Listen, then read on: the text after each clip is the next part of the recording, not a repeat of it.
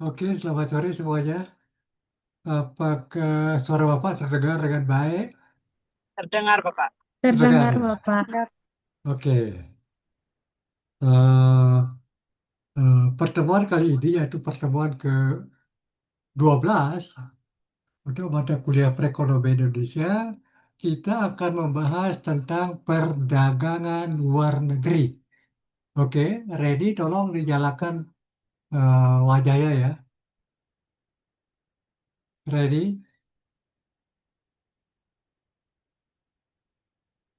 Nah, sebagaimana diketahui, perdagangan luar negeri itu adalah aktivitas ekonomi yang melibatkan apa? Pertukaran barang dan jasa. Pertukaran barang dan jasa antar suatu negara atau lebih.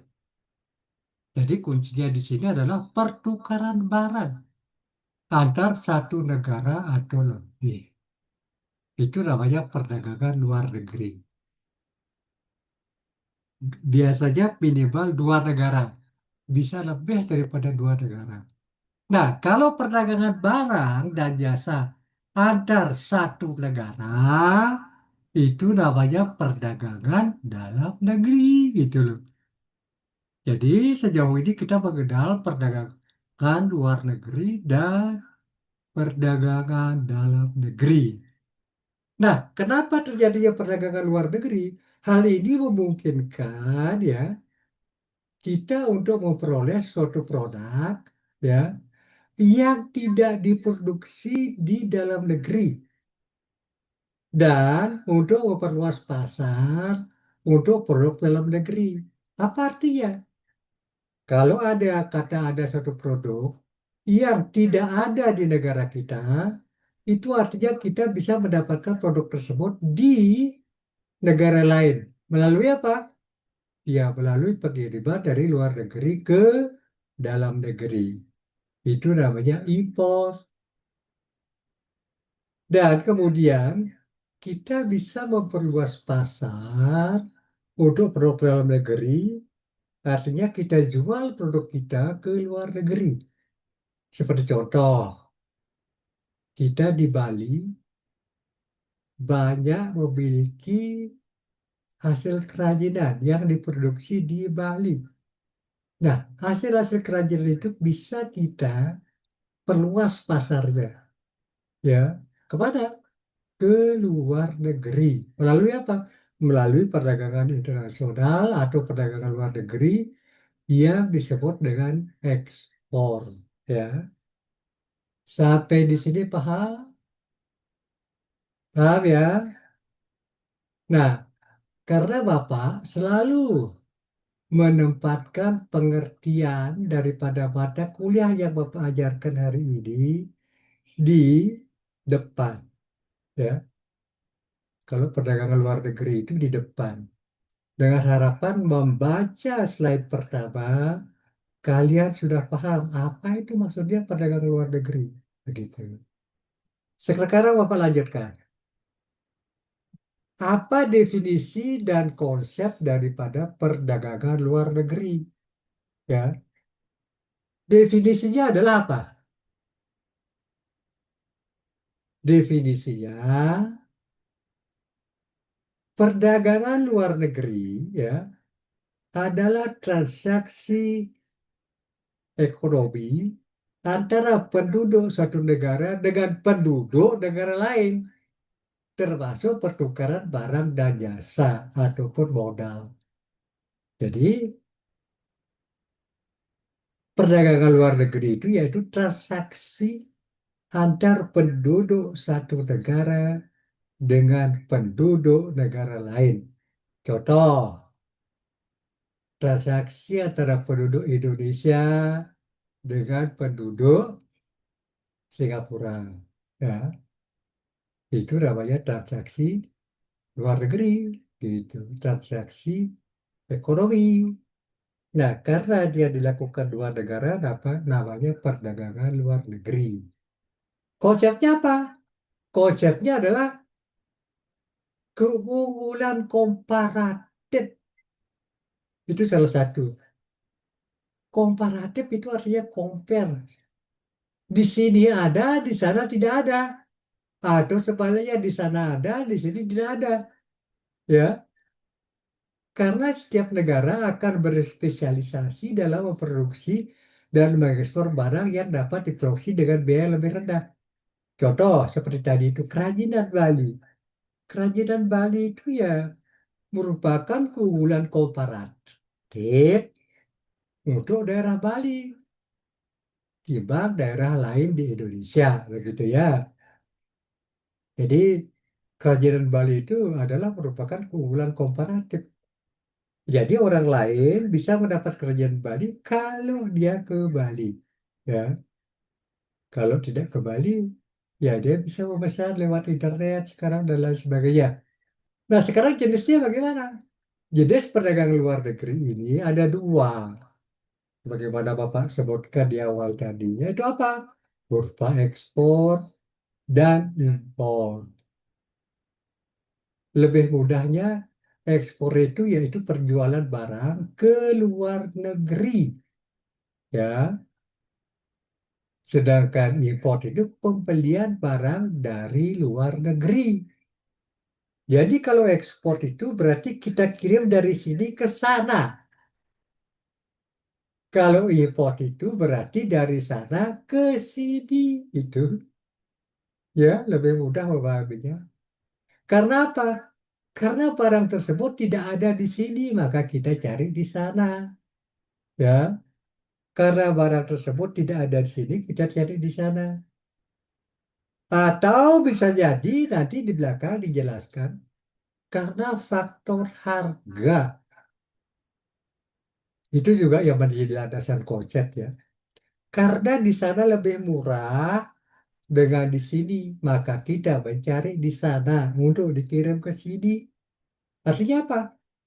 Artinya kita impor. Oke, tolong dijawab, dihidupkan mic-nya.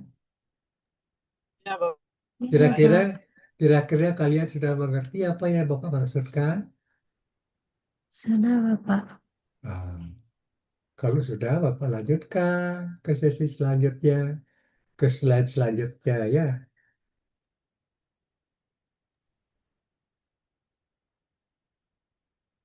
Nah, apa manfaat perdagangan luar negeri? Apa manfaatnya? Apa yang kita dapatkan dari perdagangan luar negeri? Kok kita melakukan perdagangan luar negeri? Jadi kita akan sia-sia kalau melakukan segala sesuatu kalau tidak ada manfaat. Ya, ya tentu yang pertama kita akan mendapatkan akses pasar yang lebih luas. Coba jawaban Sekar dibaca nomor 1, 2, 3, dan 4.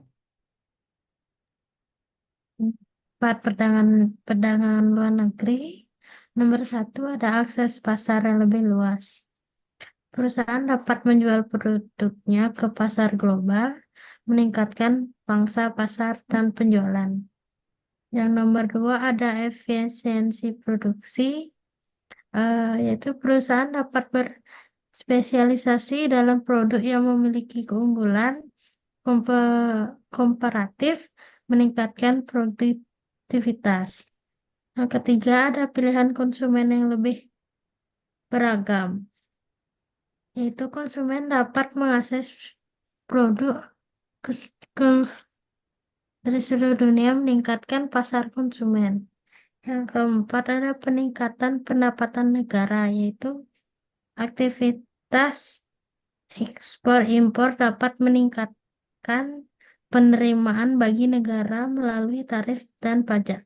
Ya, terima kasih ya jawabannya sudah jelas ya. Iya, Bapak. Yang pertama akses pasar yang lebih luas.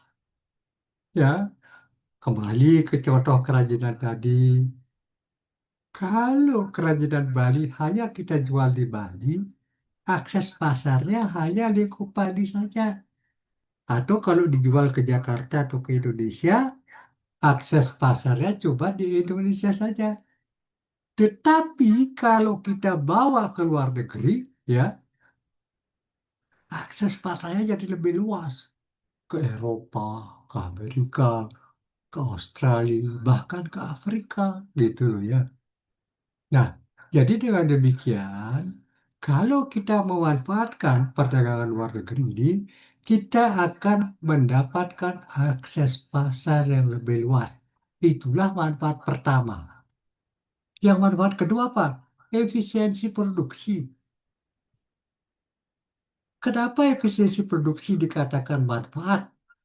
Karena perusahaan dapat berspesialisasi dalam produk yang memiliki keunggulan komparatif, meningkatkan produktivitas. Nah, artinya apa? Artinya perusahaan, ya lagi-lagi kita memakai contoh kerajinan Bali tadi. Kalau kita akan melakukan ekspor, melakukan apa saja, kita harus menjadi spesialisasi, ya, ya, agar apa? Agar lebih laku, ya, agar lebih cepat mendapatkan uang, agar lebih cepat meningkatkan produktivitas. Sama dengan kejadian apa namanya contoh fakta di dunia nyata. Dokter spesialis itu lebih menguntungkan daripada dokter umum. Jadi, agar kita lebih maju, agar kita lebih cepat berkembang, agar kita memiliki pasar yang lebih luas, kita harus spesialisasi. Jangan kita umum, jual beras, jual kerajinan, terus sebentar lagi jual batu bata gitu loh, jual semen, kadang jual mobil, kadang jadi maklar gitu. Nah, itu sudah spesialisasi itu. Ya, itu namanya semua pekerjaan diambil, ya. Semua pekerjaan diambil.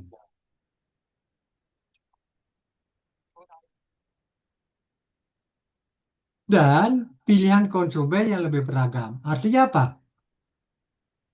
Konsumen dapat mengakses produk dan jasa di seluruh dunia, meningkatkan kepuasan konsumen. Nah, dengan adanya teknologi IT sekarang, dengan adanya medsos sekarang, dengan adanya IG, TikTok, dan media-media sosial lainnya, kita selaku konsumen ya bisa memilih-milih produk, mana produk yang bagus, mana yang murah, gitu ya, yang bagus, murah, berkualitas, gitu loh. Kita bisa memilih-milih dan kita bisa membeli melalui online, gitu. Pilihannya sangat beragam buat konsumen. Tidak hanya satu pilihan. Ya, kalau dulu pada zaman dahulu, pada saat